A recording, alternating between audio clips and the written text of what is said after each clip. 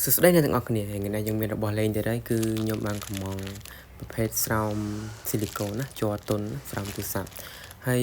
ទីអ្នកទាំងអស់គ្នាឃើញគឺมันមានសាច់កាំញ៉ៃនៅខាងក្នុងដើម្បីការពារទូរស័ព្ទយើងពីការឆ្កូតហើយ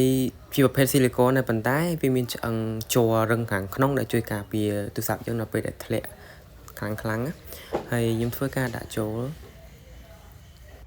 យើងរៀងលំបាកតិចពេលដាក់ចូលដោយសារខែនឹងរៀងរឹងហើយយើងដាក់ចូលហើយយើងជារូបរាងរបស់វាចំពោះការចាប់ប្រើផ្ទាល់វាមានអារម្មណ៍ថាស្អិត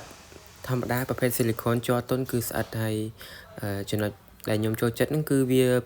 ហុំពណ៌ទូរស័ព្ទបានល្អមែនទែនគឺអត់មានរុនអីក្រៅតែពីរុនសាកនិងរុន speaker គឺអត់មានរុនអីផ្សេងទេ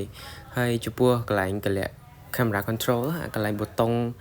ប្រើមុខងារផ្សេងជាពិសេសគឺផ្ដោតលើកាមេរ៉ាហ្នឹងខ្ញុំសាកតេស្តទៅរឿងស្អិតរឿងពិបាកក្នុងការអូសដោយសារតែវាប្រភេទជ័រស្អិតទន់